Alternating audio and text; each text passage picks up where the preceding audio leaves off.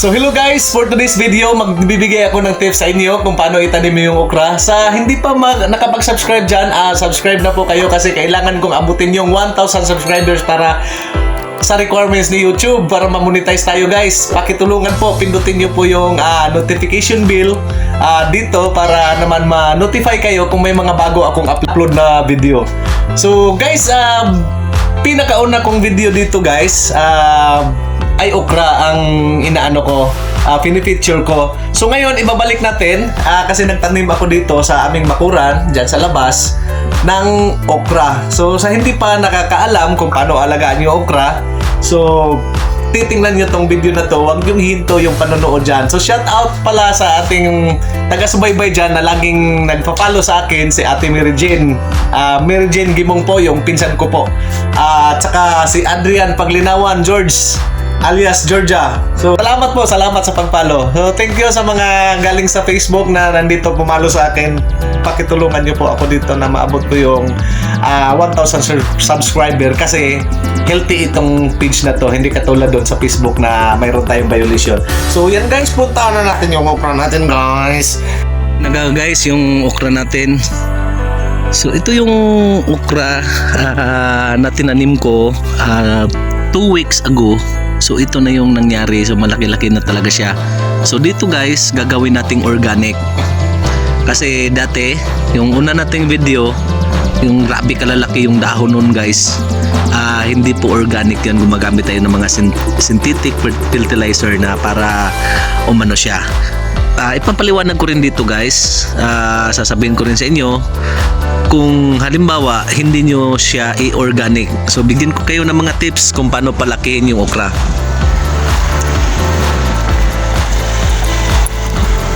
So kung makikita nyo guys, may okra dito na mataba. So ito mataba siya. So compare nyo doon sa maliliit. Yan medyo madilaw. So yan po ay payat siya. Payat pag ganon. Ito ay payat. Ito ay mataba.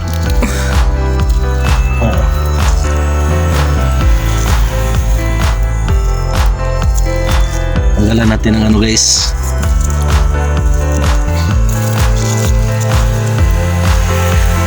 So kailangan guys, hindi kasi natin nalinisan to. Kailangan nilinisan nyo rin para ang okra nyo ay walang kaagaw na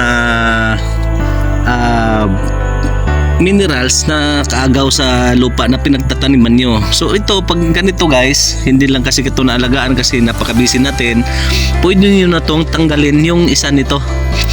So ngayon, tatanggalin natin yung kasi dalawa. Kasi guys, kaya dinalawa ko kasi yung binhi ko na binigay sa kapitbahay namin ay parang sira na. So kailangan kong magdalawa para kung halimbawa pumalpak yung isa, mayroon pang kung isa. So pag ganito guys, ang okra nyo, tanggalan nyo na ng isa kasi ito na ang magkukonsentrate na paglaki kasi ito hindi na to masyadong mamumunga. Kung pwede pa, ilipat nyo na lang po siya ng area para makapagpamunga siya ng maganda. So ito mas mas malapit siya ng konti. So nasa mga tatlong dangkal lang yung ginagawa ko dito. Pero yung gusto nyo na mataba talaga yung okra ninyo at saka yung malalaki ang bunga, gawin nyo po siyang at least 1 meter guys ang layo. So isa-isa, mas maganda ang bilhin nyo na binhi ay yung F1. F1 guys na binhi kasi sa 99% yun natutubo talaga yung okra nyo, unlike sa galing sa hinog nito na wala tayong kasiguraduhan. So ito kasi galing lang to sa hinog na bigay sa atin ng kapitbahay. So yung iba naman guys, magtatanim ng okra, kung sa napapansin nyo, kung madalas kayong makakita ng nagtatanim ng okra, ay ganito lang kalalapit at saka maramihan.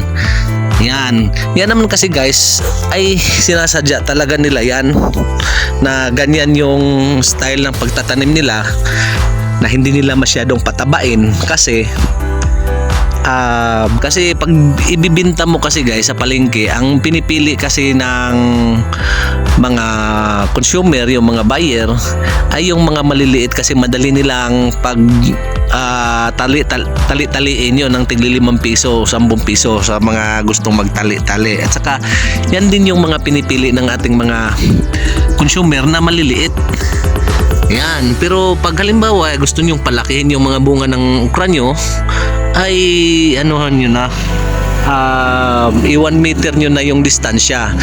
Tapos pag halimbawa synthetic yung gagamitin nyo guys na fertilizer, so bibili kayo. So pag ganito lang kaliit muna yung okra nyo, pag ganito na siya kaliit, mga 2 weeks na to mahigit, lagyan nyo na po ng abono. So ang paglalagay ng fertilizer guys, dito lang po, yan, mga 1 inch galing doon sa pinakapuno. Huwag nyo po siyang ilagay dyan na kuan na dyan talaga siya sa pinakapuno niya, kasi baka mamatay tong puno niya. So magdistansya kayo ng 1 inch.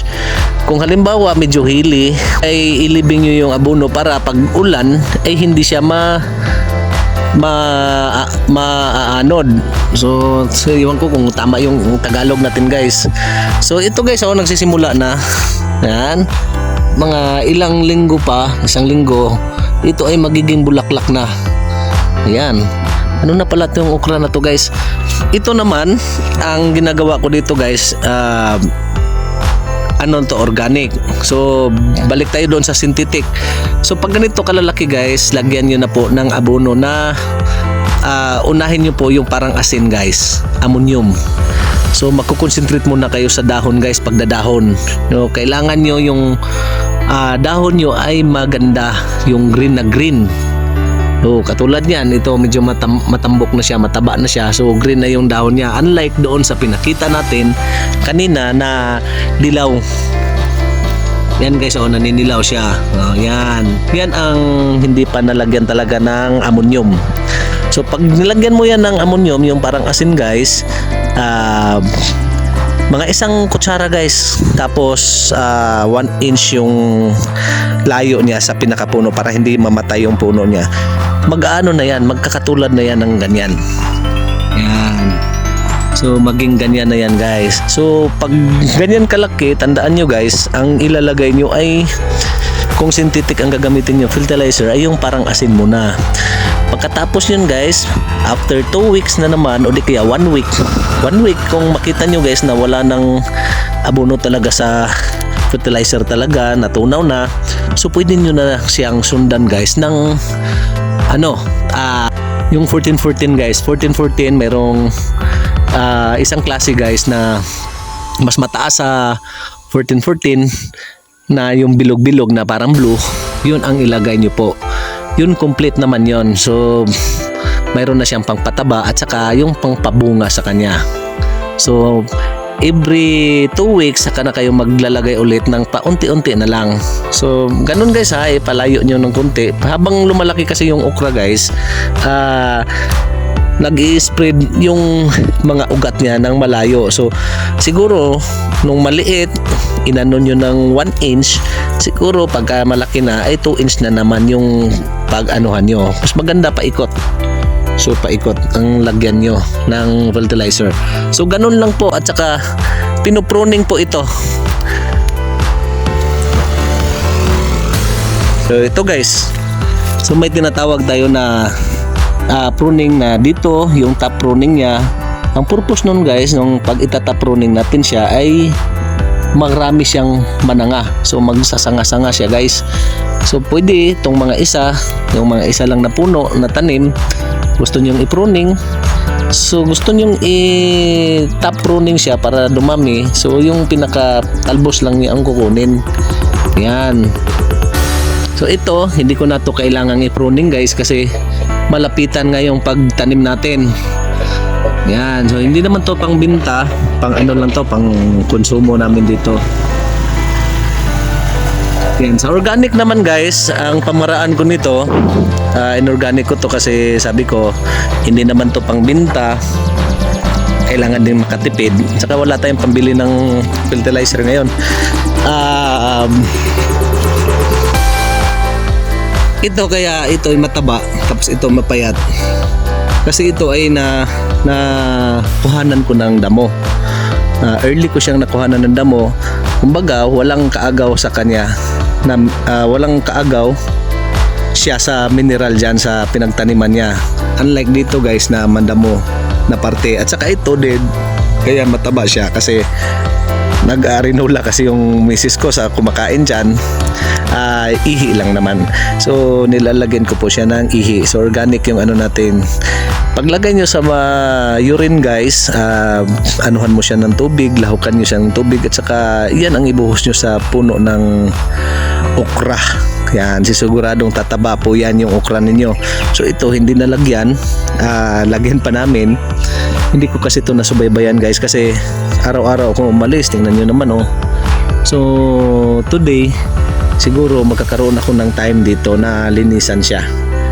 So yan guys, sa hindi pa nakapag-follow, follow nyo po ako o subscribe nyo po ako sa aking EQYTC. So ayun yung upahan ko na maliit. So magtatanim pa ako ng kalabasa. Mayroon na akong kalabasa doon na dine-germinate para itanim. Ayan. So yun guys, no, nakita natin yung okra natin doon. Paliwanag ko sa inyo kung paano natin didiskartihan para tumaba siya sa pamamaraan na organic at saka yung gumagamit tayo ng synthetic fertilizer. Sa organic naman, ang pinakita natin ay yung ano lang, yung sa arinola ni Mrs. yung ihi lang. Tapos lahukan nyo naman ng tubig para hindi rin mamatay. Pero pwede nyo siyang lagyan ng vermicast, yung mga tae ng wate, yung ano nga, matatawag ba yan na tae guys, o ipot ng wate, dumi ng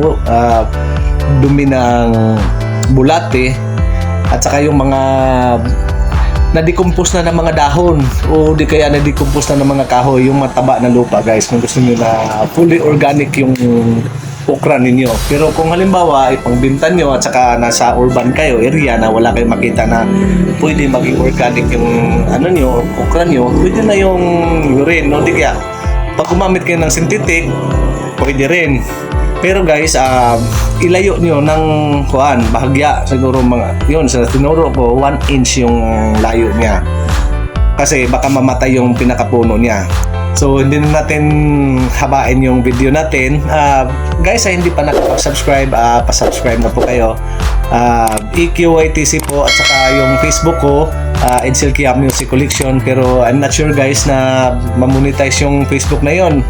Kasi actually pwede na talaga yung mamonetize sana. Kasi yung requirements lang naman ni Facebook is 5,000 subscriber. So lumampas na ako, naging 10,000 na. Tapos ang video niya na requirements ay 60,000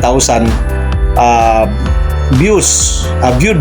Pero ako, maabot na ako ng 100 mahigit. So ganun pala ang Facebook guys. Pag hindi mo inanuhan yan, na-uploadan, no, nagmaminus siya. So ngayon, nasa mga 90 na lang siya views. Pero hindi na natin isipin yun guys kasi masasaktan lang tayo sa mga hirap natin at sa kapuyat natin doon na wala din, mapupunta sa wala. So ito guys, ang YouTube ko na to, minsan ko na din tong tinigilan kasi nadi-discourage nga ako kasi nagiging 6 views na lang, 7 views na lang. Pero ngayon, na-viewhan ako ng 800. So video na-inspired na naman tayo guys. Sana po matulungan niyo po ako dito sa ating YouTube channel na EQYTC. Thank you for watching. Paki-subscribe po, huwag kalimutan.